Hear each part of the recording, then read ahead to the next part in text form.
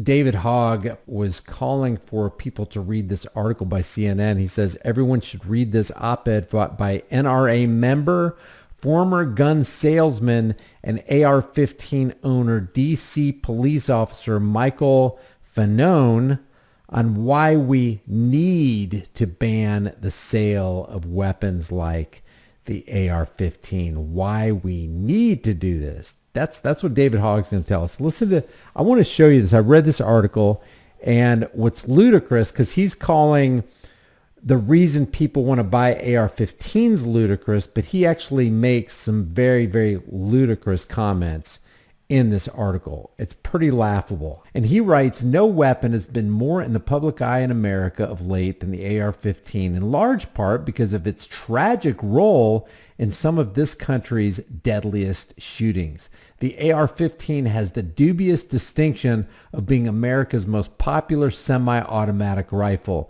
I'm more familiar with the gun than most people. I own one.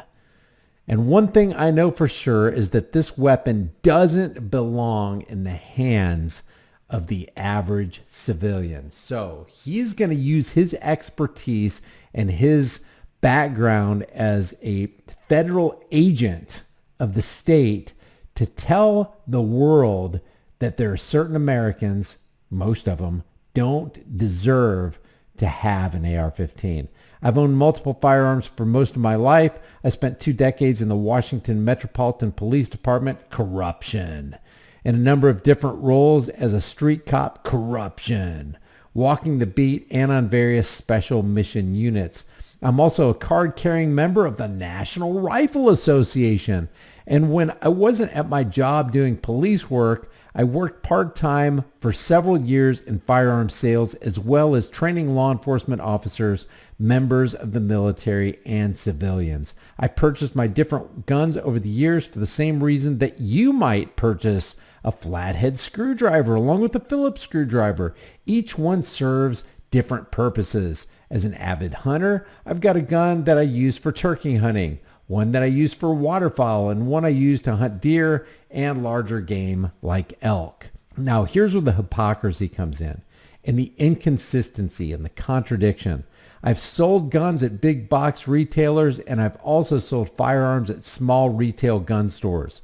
Some gun buyers have been misled into thinking that the AR-15 is somehow practical for self-defense. Now, remember that statement.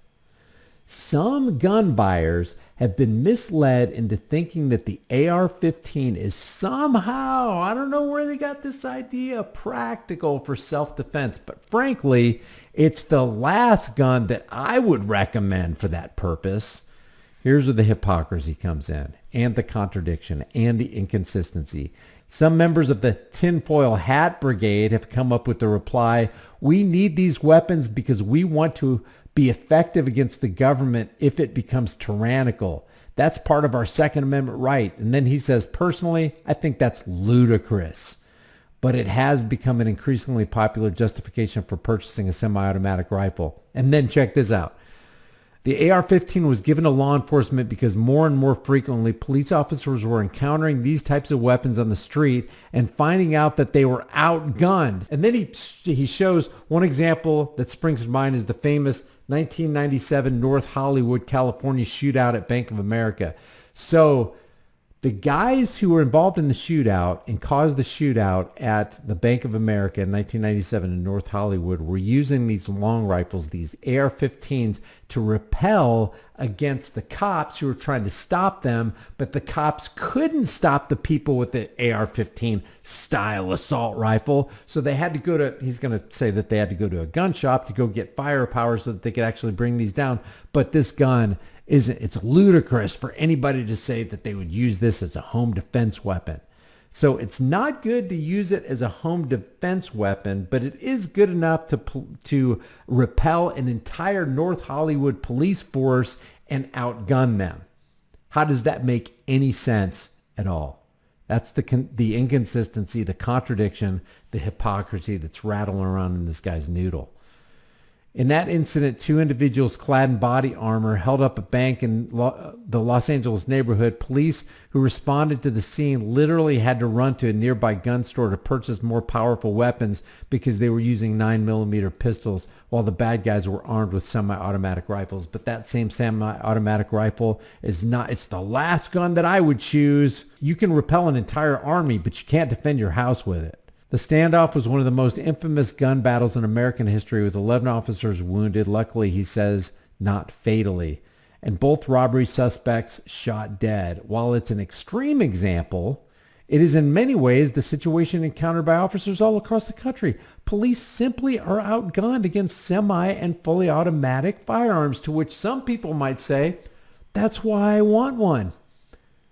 The reason I just gave that you called not legitimate or justifiable and ludicrous that I would even consider using it as a home defense weapon, you're actually saying is powerful enough to take down cops who have similar weapons. The bullet that comes out of the barrel of an AR-15 style semi-automatic rifle can easily penetrate the target, the intruder, or whatever person you're using deadly force to defend yourself and others from.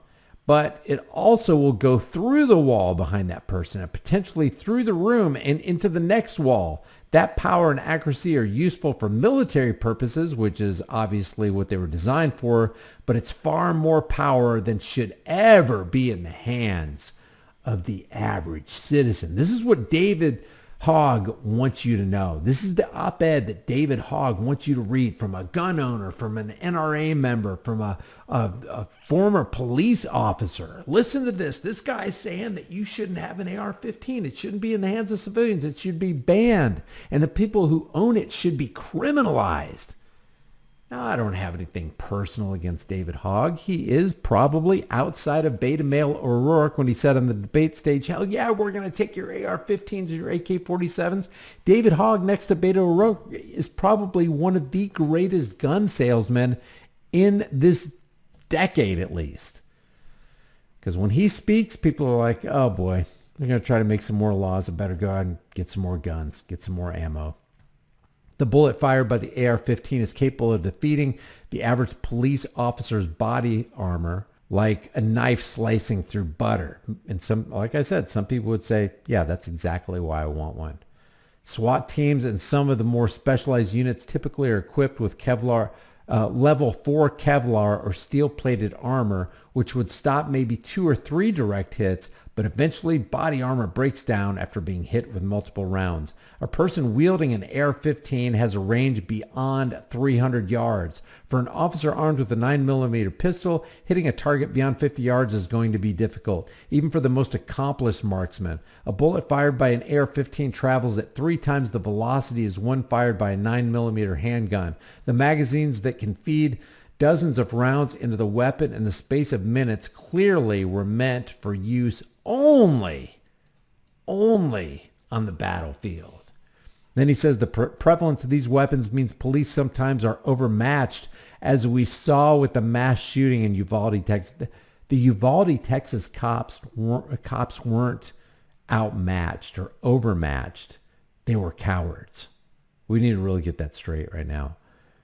In a situation where you have small children near the shooter, you want to remove the threat as quickly as possible. And that's why civilians should have them. That's why it would probably be a good idea for teachers to have them and train with them. But we all saw the tragic consequences at that elementary school where police waited for more than an hour before engaging with the teen gunman armed with the AR-15 who killed 19 young children and 2 teachers. I have no doubt that police in Uvalde wish they had had weapons as powerful as the one carried by the shooter who snuffed out the lives of the victims. They did have those weapons. What's this guy talking about? They had those weapons when they first got there. They have those weapons in their patrol cruisers. Banning these powerful weapons from the civilian marketplace is a no-brainer, as are universal background checks. Neither move is going to solve all gun problems that we have, but it'd be a start. Trampling on the Second Amendment rights of Americans that I swore to protect and defend, that would be a good start. And outlawing these AR-15s would not require confiscating them from people who already have them. Once you've made these weapons illegal, anyone found with one would be subject to arrest, since possession of these weapons would be a crime. So when we're talking about a gun law, which would institute a ban, you are talking about criminalizing innocent gun owners who happen to own the firearm that David Hogg and the David Hoggs of the world are scared of. And when you and how are you going to, like I said at the beginning of this, how are you going to enforce those laws? You're going to enforce it at the barrel of a gun, which means to enact these laws, you need to institute government-sanctioned gun violence as you claim to be against gun violence. And it's against innocent people. You're not going after criminals. You're creating criminals out of innocent people by using these laws that the David Hoggs of the world want to institute. I think it's likely that you would see a lot of people opting to turn them in because we're going to force them with the barrel of a gun to turn them in because now we're going to call them a criminal. If banning them outright seems like it's too extreme a solution to be politically palatable, here's another option. Reclassify semi-automatic rifles as Class 3 firearms. But I just wanted to bring your attention to the hypocrisy and the inconsistency and the convoluted mentality of people who are actually claiming that they are against gun violence when actually they're calling for government-sanctioned gun violence against innocent gun owners who happen to own firearms that are scary or belong on the battlefield. If you guys like this video, hit the share button right now. Hit the like button right now. I appreciate you guys joining. If you haven't done so already, subscribe to this channel. Hit the bell notification icon. If you want to support the channel further, the links are in the description, or grab a hard-hitting conversation starting design that you can put on a shirt, hoodie, mug, cell phone, hat, whatever. But the takeaway from this video is that freedom is dangerous. Having firearms is dangerous. Having civilians with AR-15s could be dangerous. But the thing that's more dangerous is taking away all those freedoms that this nation was supposed to have been built on. I will see you guys in the next video.